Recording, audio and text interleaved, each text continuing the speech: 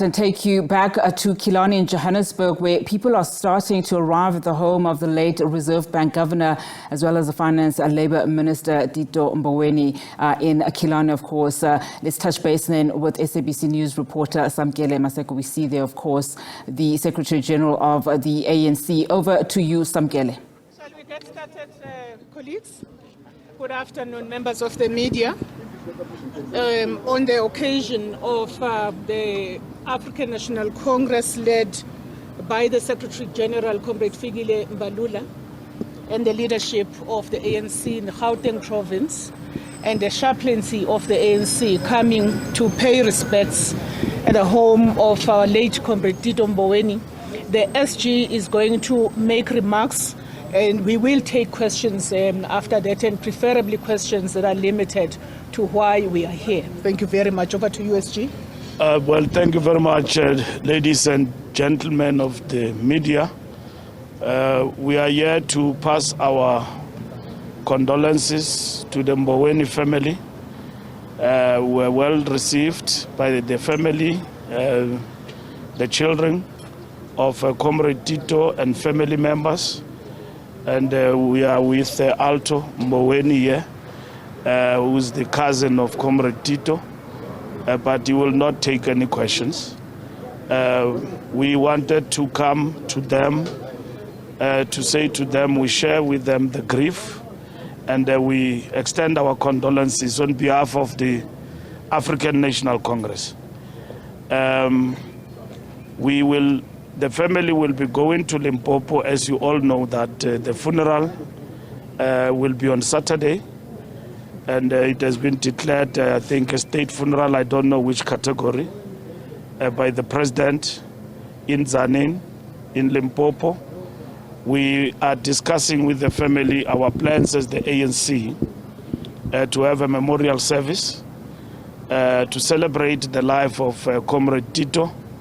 And that we intend to do it maybe after the funeral, so that we get the right speakers and also proper planning for the memorial service. I'm also with the provincial secretary of our province here in Gauteng, and also members of the ANC branch. Comrade Tito was a member of the ANC branch here in Killarney. So when you come here, you'll get lost because you're looking for an estate. So he was a bachelor. He used to stay here alone, and he loved it so much. And he will drive many hours to Limpopo, the Duke of Makgoba's Kloof, and do that cooking that you all enjoyed on Twitter and everywhere else. But he was a good person to be around. Like I said when I was speaking to Heidi, that Comrade Tito was very generous. He was no longer a member of the National Executive Committee of the ANC by his choice. He said, no, I'm giving you young chaps to take over. But he was not missing in action. He will call me, I called him the brother leader. So his call will come in, and GNU will discuss. He will also share his ideas. He will ask and question what's happening about this and that in the organization and give his advice. So we have lost, really. We are poorer without him as a movement, as a people of South Africa, as a whole. I mean, we are saying to the family, draw solace from the knowledge that you are not alone. We have all lost with the passing of Comrade Tito. Thank you very much. Thank you very much. With that, I'm going to invite members of the media who wishes to fire away. Can I look? News 24.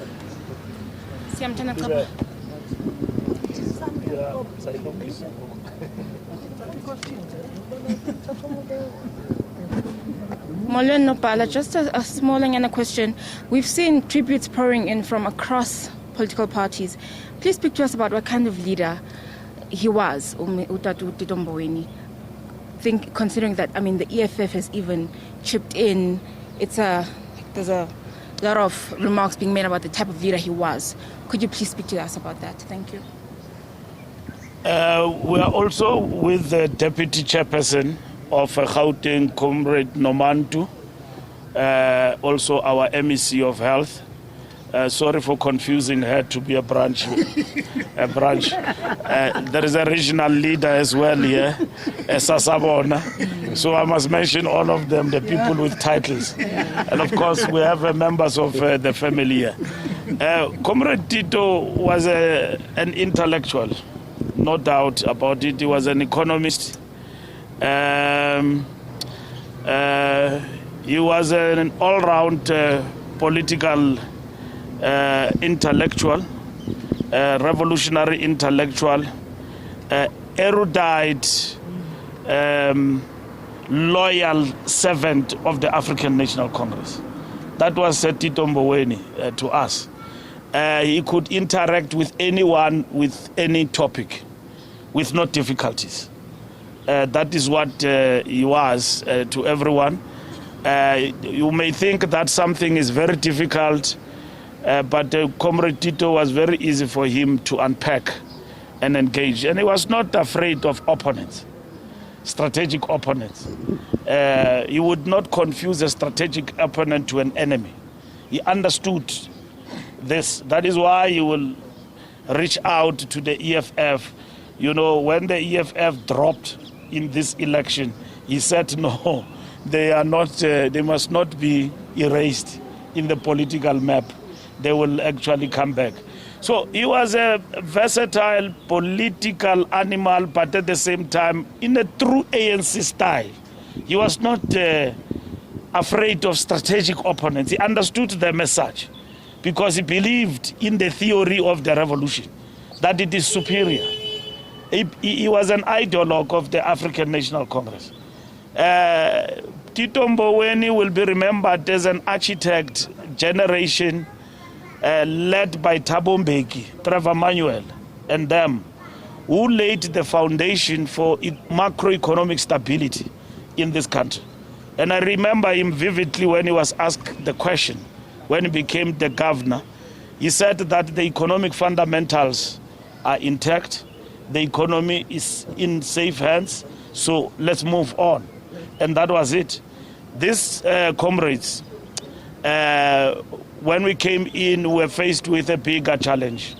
We told the people of South Africa that we will implement what is called RDP, Reconstruction and Development Program.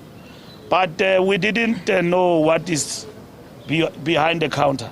When we got into power, behind the counter, like President Mbeki will also explain that when they arrived, it was only a phone and a desk, and they had to navigate. And when we got into power, the Boers had bankrupted this economy, and there was no money to fund the RDP. So there was no financial capital to fund the Reconstruction and Development Program. Because we said to people who were like, Father Christmas, what do you want? We want houses. What do you want? We want this.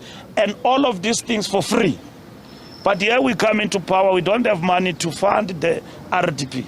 So they implemented gear, just like the confusion today, that we thought some of us who lacked in tools of analysis, that gear was a strategic goal.